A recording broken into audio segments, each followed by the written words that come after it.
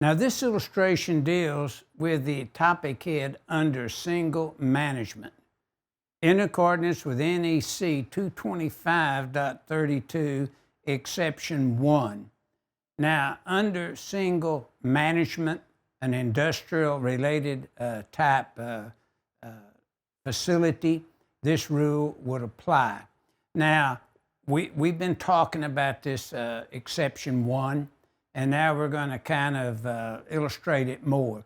But notice the building where the service entrance conductor to the left. I would like to point out to you electricians that that building with the service equipment could be in a substation. It could be a building sitting out by itself with feeders feeding 2 or 3 or 4 buildings, satellites. Or it could be within one building feeding a couple of buildings, as you see. But I just, not that you don't understand it, I just want to make sure that you key in on this. And then notice we would have the service entrance conductors coming in. We have a switch, and we're just saying it's 225 amp fuses in it, protecting 4-alt conductors. Now, we know it would probably be much larger than this, but just for as simple as we could get it, we kind of size it in a low rating. And then notice the overcurrent protection is for buildings 1, and then we have another switch over there for building 2. And notice that the overcurrent protection is designed in accordance with 240.24, B as in boy, 1 outlined under the service switches.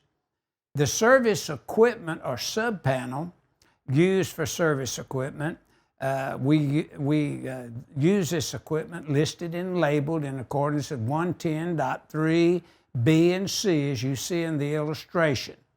The grounded and grounding bars, they may be set up for service or for subpanels using the grounding means of 230.66 or the identification, I should say, of 230.66. And if we're grounding it, then we would look at 250.66. Now, and we're talking about grounding each panel in building 1 and 2. But let's focus on the fuses that right now are supplying the building number 2. Now notice disconnecting means no overcurrent protection provided in 230.24B1 or 225.30, but we have 4-alt conductors going out there, and we have disconnects out there. And notice that the panel board may be used as a service, or it may be used as a subpanel, depending on, and when we say service, that is the connection and the installation of the grounded bar. Now notice in the note, right below building number 2, it states 250.32B1. That means it's connected in a subpanel configuration, strictly in accordance with 408.40. But if that happens to be an existing feeder feeding that panel board, it could be connected like a service, and that's what we're explaining to you, that you could have one grounded bar for termination of your neutrals and your equipment grounds to that one bar that's bonded and grounded to the enclosure and connected to earth grounded system in accordance with 250.50, 250.52, and 250.53. So if you don't apply the exception, you have to connect that panel board as a subpanel. If you apply the exception because it's an existing installation, then you would find that, yeah, you got one grounded bar there with all equipment grounds and neutrals connected to it, and then it's connected into the grounding electrode system. Now, we don't want to get confused here, because if you're new to the business as an electrician. You see that bar, you think they can do that anywhere, and they cannot. You must review the NEC loop to understand where you're feeding buildings under single management, industrial site type buildings, and your service equipment may be located in a substation. It may be in a panel room, as you see, or it may be in a weatherproof enclosure. But the NEC loop says review 240.4B or C, where you round up or round down from the total ampacity, say, of the conductors. Are we applying the exception 1, as you see in building 2 listed there?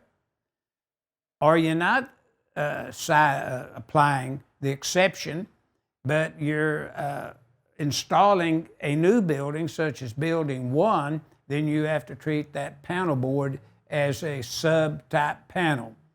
And notice you have those sections listed for you in 240.4, 225.32 exception 1, 250.32B1, and 250.32B1 exception, and then along with 225.32 exception 1, where you could have, say, more than 6 mains at that building if you had your service equipment located in this building 1, wherever it may be located. Then the service equipment, for service equipment use only, 230.66, 110.3B as in boy and C as in car, and the neutral bar shall remain bonded to the panel enclosure if it's service or equipment, or if the exception 1 to 250.32B1 is being applied. So this figure 6-48 is simply showing the application under single management, industrial-related type facilities, the application of 225.32 exception 1 along with 250.32B as in boy 1 or 250.30B1 exception, and how the panel board has to be treated in relationship to the grounded bar, being 1 bar where neutrals and equipment grounds will terminate and are connected to earth ground, or it's treated as a sub-panel where the neutral is isolated and the grounded bar only would terminate equipment grounds and connect to earth ground